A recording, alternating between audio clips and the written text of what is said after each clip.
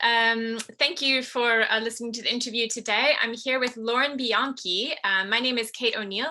I'm here with Lauren Bianchi, who is a teacher in Chicago, and she's been a socialist and a reproductive rights activist for a very long time. She's given up her time today getting ready for classes to talk to us about Texas's so-called 6-week abortion ban, which came into effect on September 2nd when the Supreme Court of the US refused to block it, even though it violates Roe v. Wade, which is the historic decision of the Supreme Court in 1973 that protects abortion rights nationally for the first 2 trimesters of pregnancy. The SB 8, as it's known, was signed into law at the end of May, and it makes it illegal to terminate a pregnancy once a so-called fetal heartbeat has been detected around 6 weeks. And of course, it's especially devastating as that's before many women, or around the time many women even discover that they're pregnant.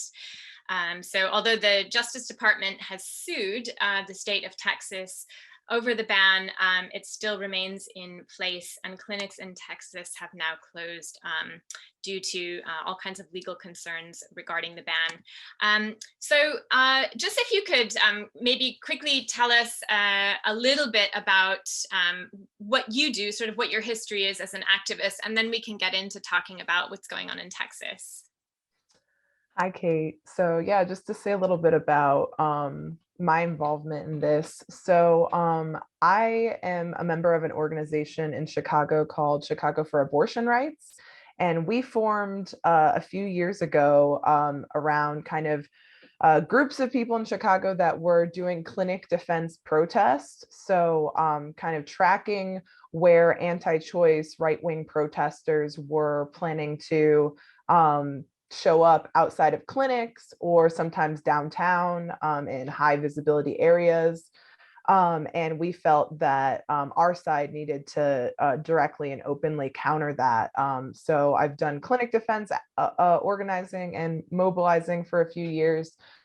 I've also been involved in a yearly pro-choice counter protest against the largest anti-abortion event in my area, which is a yearly march called March for Life Chicago, not accurately named, which is a annual event that happens in a lot of cities where anti-abortion groups, Catholic organizations, different various organizations that want to overturn Roe and get rid of abortion and restrict our rights, basically have claimed the anniversary of Roe v. Wade in January by having basically a rallying cry for their side, saying that, you know, we need to get rid of abortion. So myself and several other people in Chicago felt that, you know, this is not acceptable, that these people just take over the streets every January, where, you know, our side should be celebrating January as, you know,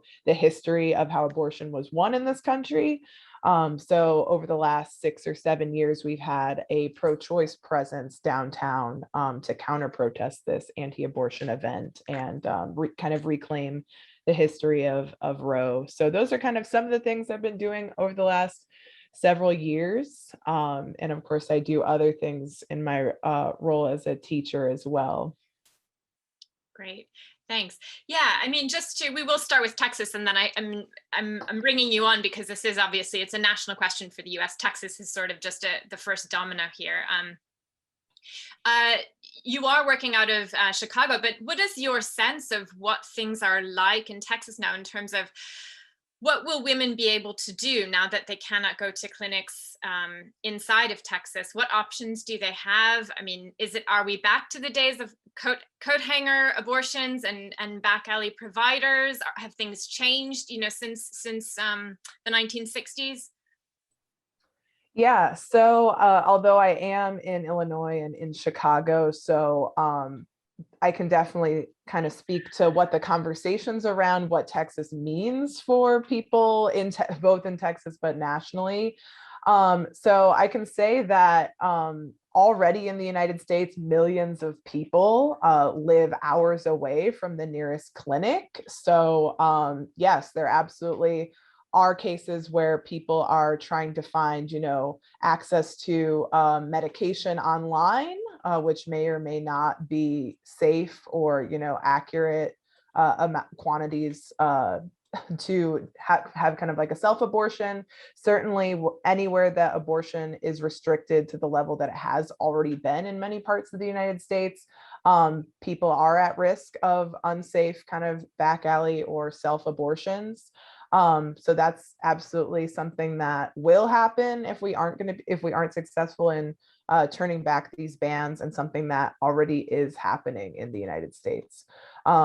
So from my perspective in Chicago, Chicago is actually an abortion access hub for the entire Midwest. And I think that is largely something that exists in many states, where you have the one or two or the cities where the clinics exist. People from all over that state who need access to abortion will have to go to the nearest clinic. And so there's kind of like in Chicago, there's abortion funds and abortion access organizations that basically help provide housing and transportation for people in surrounding areas to come to Chicago to access abortion care.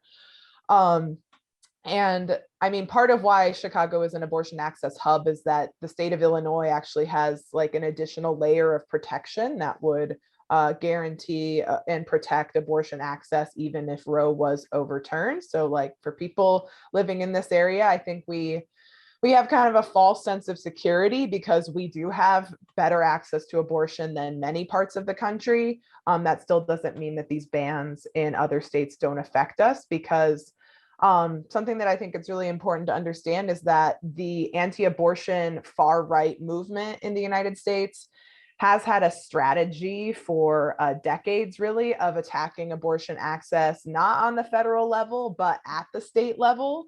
So largely a lot of the leaders of this movement, a lot of the anti-choice movement doesn't even believe that they need to get rid of Roe, because they know that they have been very successful already at eliminating abortion access at the state level. So I think from that perspective, that's why, even though I live in a place where abortion access is better than many other places, an abortion ban in Mississippi or in Texas or anywhere is definitely a threat to abortion rights nationally. And do you see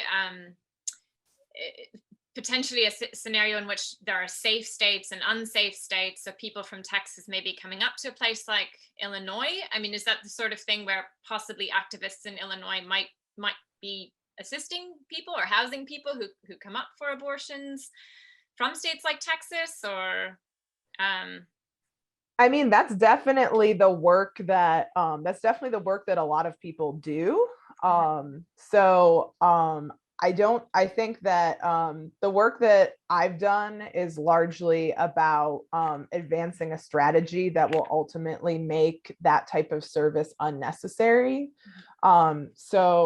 While I think it's incredibly important, like we need abortion funds, we need organizations that do that work of helping people directly access abortion.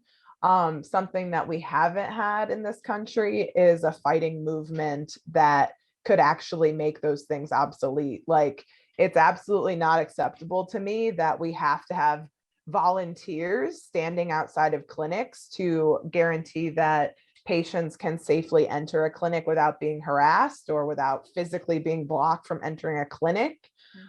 So I really think we have to have a vision. We have to have a vision for reproductive rights where that type of thing just wouldn't happen anymore.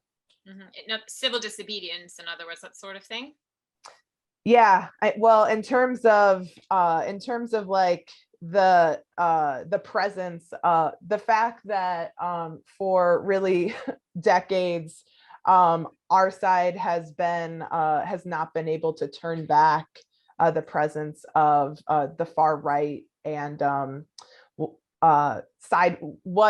far right calls themselves, people that anti-choicers that harass people trying to enter clinics. They use the term sidewalk counseling. But of course, we would recognize that for being harassment and, just open attempts to prevent people from accessing healthcare and up to and including abortion services. Mm-hmm.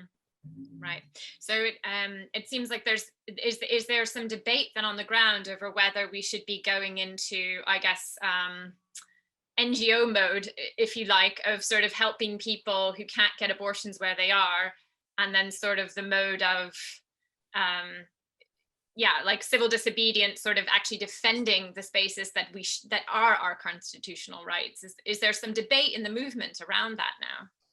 Yeah, I mean, I think that this is going to be a moment where this hopefully will be a turning point. So I think that in the next few weeks, we'll kind of see where things go. But over the last several years that I've been involved in the movement, and I think going farther back than that, there's really been a longstanding debate in the abortion rights movement about whether or not, about basically how we should counter the far right.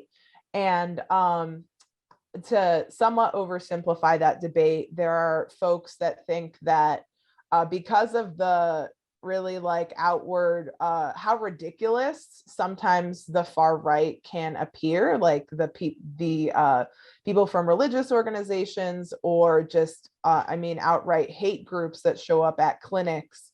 Some people argue that basically we should ignore those, those types of far right people just want attention. They just want to provoke. So we should really try to ignore them, maybe call the police to try to get like the police to stop those people from showing up at clinics, have that type of response. And then people who support the tactic of pro-choice clinic defense tend to argue that, we should actually have a pro-choice, have a pro-abortion access, pro-reproductive rights presence at clinics, or anywhere where antis are going to show their face, try to outnumber them and basically make it clear that these people expose them for being a small minority and show that the overwhelming majority of people do support abortion access, do believe that people should be able to enter a clinic safely without being harassed. So there has been a debate about basically, should we openly confront the far right outside of clinics? So that's been kind of a debate that I think has, I think that debate has, I'm definitely somebody who believes that part of why we've gotten into this situation is that we've kind of buried our heads in the sand and hoped that these people would go away, or hope that we could just pass laws that would make it harder for these people to do what they do. But I think that that's really how we've gotten to a point where more increasingly severe abortion bans have popped up in different states. Mm-hmm. Yeah, it's interesting. The things that you're saying about the far right, it probably sounds very familiar to people on a whole range of issues in the US right now. Violent tactics, disruptive kinds of tactics, the role of the religious right in the US. These things, of course, will be a little bit foreign sounding for a lot of Europeans, where it's not really an issue. Maybe the extreme right, you might have people who might be against abortion rights, or extreme sort of religious people, but it's not something in the mainstream that people have to worry about, losing their right to an abortion. Can you say something about the connection there between maybe sort of like Trump being president, the rise of the far right in general, and the attacks on clinics? Is there a connection between sort of the Proud Boys and attacks on clinics? Where does it fall in for the far right, this issue? Yeah, so I think that's a really great point. I mean, the election of Trump definitely emboldened the entire far right in this country. And I think that there has definitely not been enough open discussion of how there's been more and more discussion about open white supremacists and neo-Nazis in the United States. There was the really horrifying footage of open white supremacists and Nazis marching through Charlottesville, Virginia, where an anti-racist protester, Heather Heyer, was murdered when a racist basically drove a car into a crowd of protesters. And there's a huge overlap between the racist far right and the anti-choice movement. I think that overwhelmingly in this country, there's kind of the attitude that anti-choice people are silly, silly and like religious bigots that we can kind of just make fun of them because they're so ridiculous.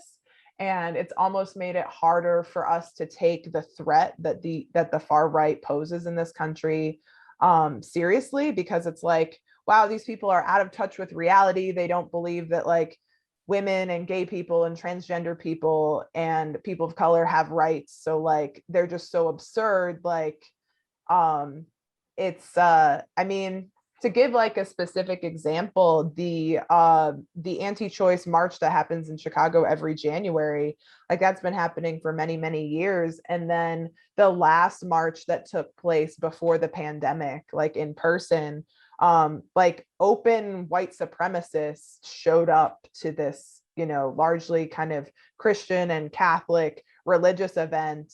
They stood like on the other side of the street. Like I don't think even like the March for Life like Catholic folks didn't want them around, but like that just shows that more and more extreme bigots are comfortable basically coming out in the open in the United States right now. And that's not really, even though Trump is out of office, that's not really going away. Those people have always been here. They're just a lot more comfortable showing their faces now. Mm-hmm. How do you think? So there's that side of it, and then of course there's our side where we actually obviously Black Lives Matter. There's been the growth of left-wing movements as well. How would you say that affects the movement for reproductive rights in the US? I mean, have we seen more discussion of race and reproductive rights, LGBT reproductive rights and things like that? Can you talk a little bit more about that, maybe about how the face of our side has potentially changed or not enough? I'm not sure. Yeah, that's a great question. I definitely think like we continue to be going through like a reckoning with the history of racism in this country because of the 2020 Black Lives Matter uprisings. Of course, Black Lives Matter, the movement that started in like 2013 kind of started that process. And so I think it's important to understand that like 2020 built on those movements around Black people who had been murdered, like Trayvon Martin, Mike Brown. And then, of course, when George Floyd was murdered and the video footage was captured. Yeah, I mean, the reckoning that took place last year is continuing. I am definitely seeing more and more conversations about like the history of racism within the women's movement in this country. And so I think that the reproductive rights movement is certainly very segregated, very divided. We're only just starting to grapple with the history of racism in this movement, with the experiences of Black women and other women of color being erased. I think there are more conversations starting to happen about how we can defend abortion as part of like a wider vision of reproductive justice. So connecting like the need for abortion access also to the need for like universal childcare. The attacks on abortion is also connected to the attacks on public schools. Basically taking away all choice that ordinary working class people have to control the conditions of our lives, to make full decisions about if and when and how we might raise a family or become pregnant.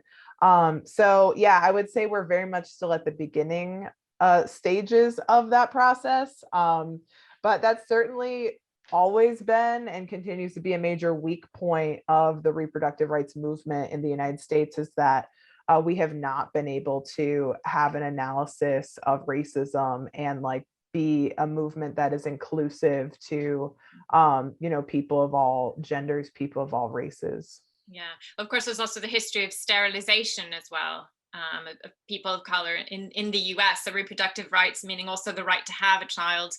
And also, as you said, it also involves all kinds of financial support for actually being able to raise a child. That's something that's always occurred to me when I think about the state. I think about the attacks on abortion and how far back, you have to, it's about defending your right to even control your own body. But then what are sort of the far reaching repercussions of that? You can see back here, I just had a baby, and, we have the right in Britain to have a year off of work and still keep our jobs. And most people, get maybe 6 months of pay to do that, at least, sometimes more. We have, paternity leave and things like that here. Can you maybe say something about what the situation is for child rearing in the US? Because I think it's actually still quite different than it is here. Yeah, I mean, not being a parent, I definitely am not an expert when it comes to that. But as a teacher, although I'm also a high school teacher, so my students don't really need childcare in the way that younger kids do. But yeah, I mean, in being a parent in the United States, during the pandemic I honestly don't know how people do it. Yeah, I mean, most people don't have access to really any form of paid maternity leave. You might have unpaid maternity leave. In my union, you do have access to at least a few months of paid leave. So yeah, I mean, in general, access to paid family leave, for people who have children is really abysmal in the United States. You pretty much have to be able to afford an unpaid leave. And, many people do like they have to make really difficult choices when it comes to affording childcare is really not affordable. We don't really have any form of like subsidized childcare. So people rely on their family members to basically do unpaid childcare for them. Like, can you leave your children with your parents or, aunts, uncles, siblings, when you go to work?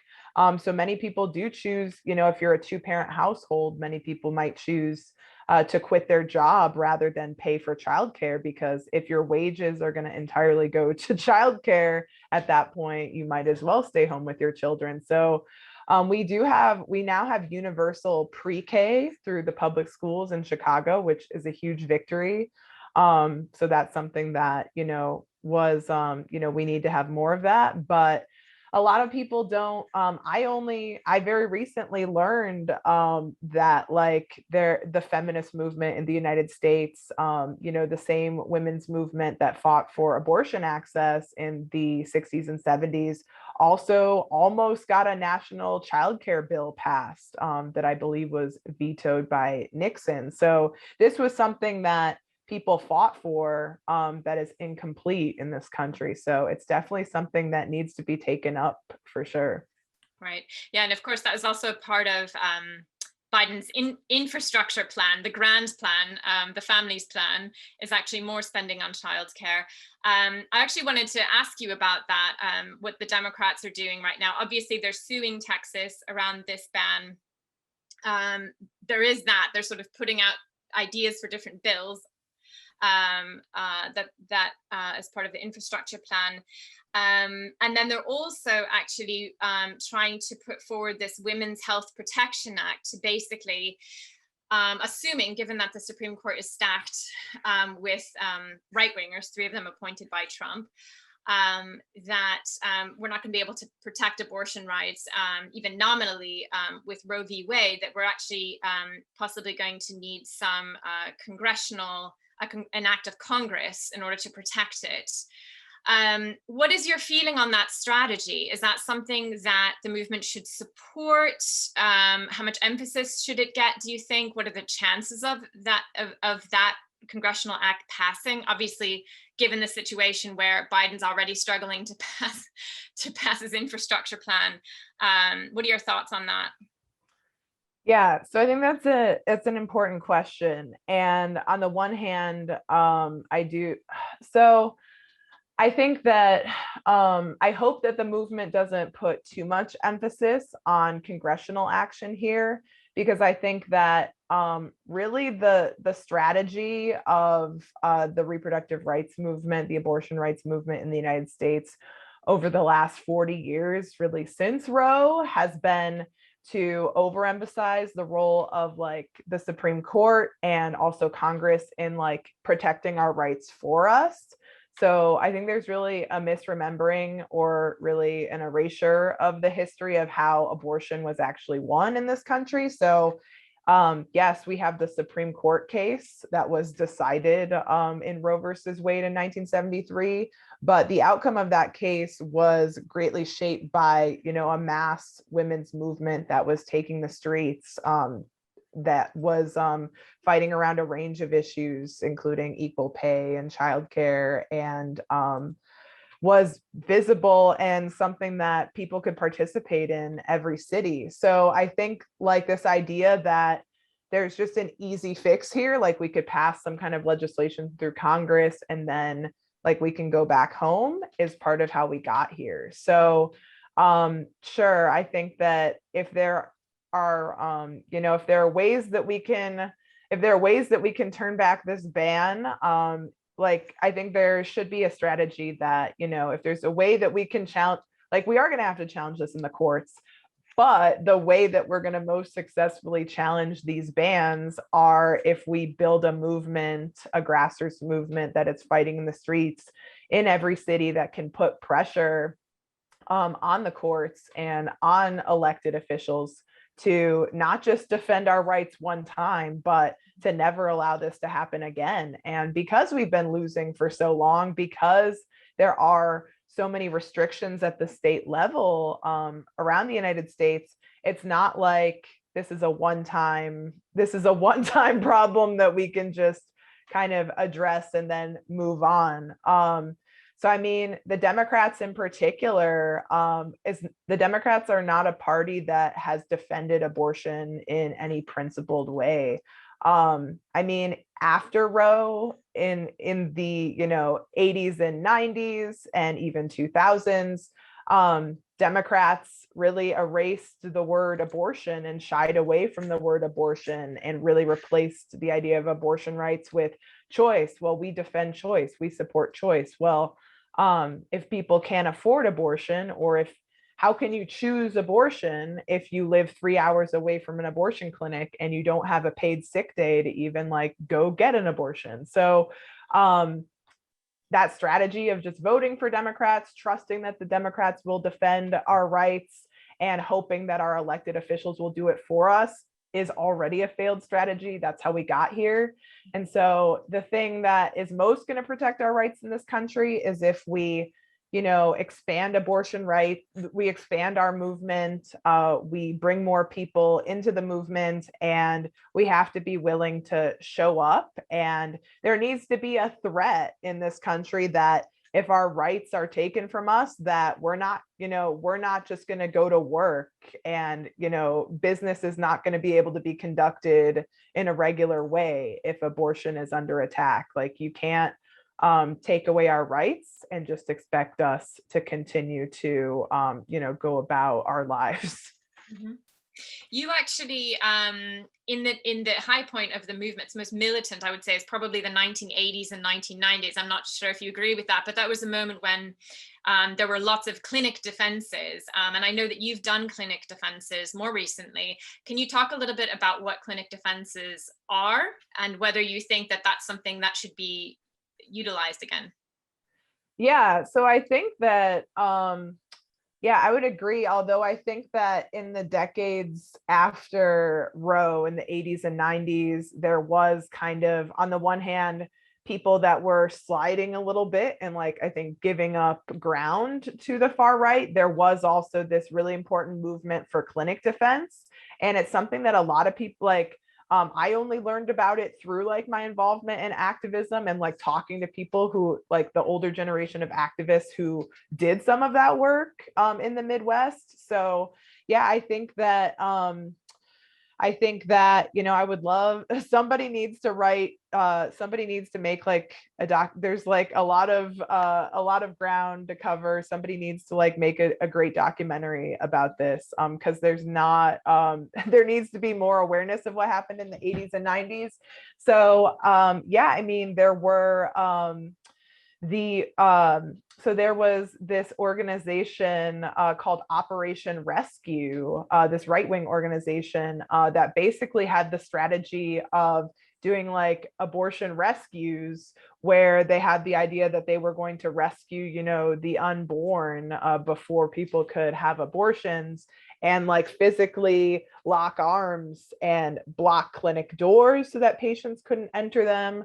And in some cases, anti-abortion activists, would break into clinics and destroy medical equipment. So a section of, pro-choice activists and defenders of abortion rights basically implemented a strategy of clinic defense, where they would show, if the antis were going to show up at the clinic at 8 a.m., they were going to be there at 6:30 or 7 a.m. and lock arms to make sure that the anti-choicers couldn't get anywhere near the clinics, and those clinic doors were going to stay open. So that is a history that I think very few people have the opportunity to learn about. And I think it says a lot about why we can't ignore it, why we can't ignore these people and just hope they go away. That, there can be a legal strategy that is necessary, but a legal strategy that doesn't also include on the ground activism and militant defense is not going to be successful, because this is an extreme movement of people who aren't afraid to necessarily break the law. So if we sit back and just hope that we can legislate these people away, it's really out of step with the strategy that they've had at the state level.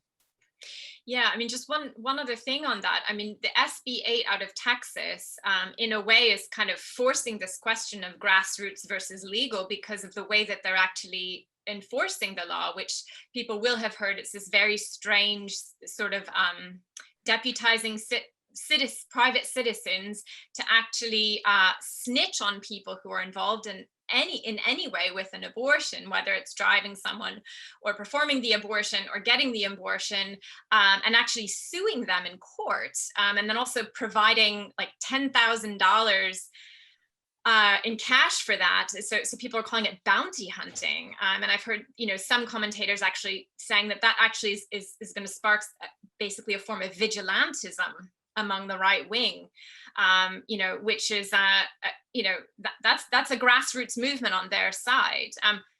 Any thoughts? I mean, I know obviously this is all very new, but any thoughts about what the movement can do to actually confront that kind of vigilantism? Yeah, I mean, the main reaction I have to that is that, I think that this aspect of the law in Texas clearly seems like an opening for legal challenges. Like, it seems pretty clear that, that's going to be a violation of people's rights, that anybody could just, claim that you either tried to get an abortion or tried to assist somebody in getting an abortion. So that seems like, if there is a legal challenge to this ban, that definitely seems like a way that people will be challenging this law in the courts. But yeah, I mean, in general, I still think that, we probably have to have, there already are really kind of emergency response networks and organizations that, the same organizations that exist to help people access abortion, I would imagine would also be, working to protect people from this type of attack.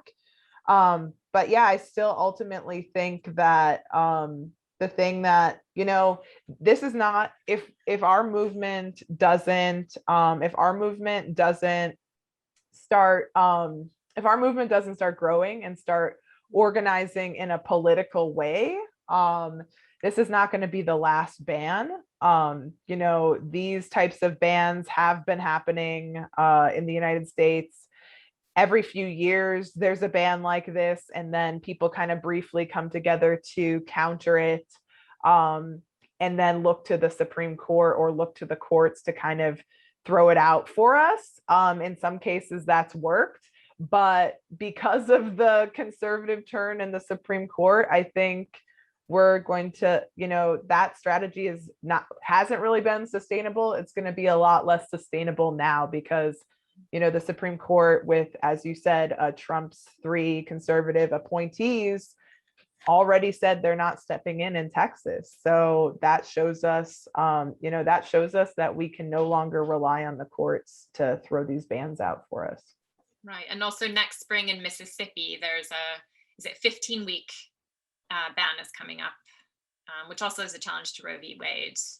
I think it's the spring that's coming up. So given that that's coming up and that there are all kinds of other cards that the right is going to play, what are any upcoming mobilizations by any of the reproductive rights organizations coming up?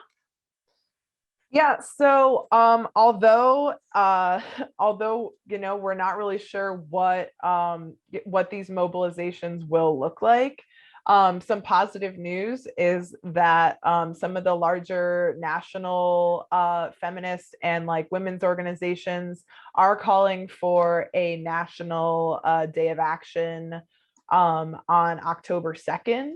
So that's something that in Chicago, multiple organizations are kind of coming together around. I think that in many cities, this is being this is under the banner of the women's marches. So some of the same like infrastructure that held the women's marches several years ago in response around Trump's inauguration. Yeah, I think that from Planned Parenthood to the National Organization for Women, I think in Texas, the ACLU has been involved. So some of these kind of very large national organizations are calling for mobilizations around the country. So I think that's exactly what needs to happen. I'm glad that's happening. What I hope we can do, and I think like activists in smaller independent groups like I'm a part of, you know, we need to participate in the actions this fall, and also like have spaces where democratic spaces where people can show up and talk about what we should be doing next. So October 2nd is going to be really important. I hope that there will be, and I'm pretty confident that a lot of people, thousands, and if not more people will show out to these events. But it needs to go beyond that. And I think that's one of the criticisms of the women's marches during Trump's presidency, was that we had these really amazing and important marches. And then we even had like these really inspiring protests at airports against like the Muslim travel ban in the early days of Trump's presidency, which was really inspiring and important. And then we didn't really have sustained resistance to a lot of things that happened after that. So this is going to take bringing it back to your city, bringing it back to your community, bringing it back to your workplace, and figuring out, okay, what are we going to do to make sure that this doesn't happen again? Absolutely. Yeah, that sounds great. I just want to finish off on one last question that actually kind of broadens a little bit the discussion, because when the week that the Texas ban came out was the same week, of course, that we saw the US evacuating from Afghanistan. And, you know, now we're seeing demonstrations of women there who are living under an incredibly misogynistic regime, the Taliban. And the US went in 20 years ago, basically saying part of their mission was to, you know, quote unquote, liberate women. And then the exact same week that they're pulling out of Afghanistan, you know, we're seeing women lose their basic rights in Texas. Just wondering if you have any thoughts on that. Is there a connection there? You know, where does women's rights figure right now in American politics?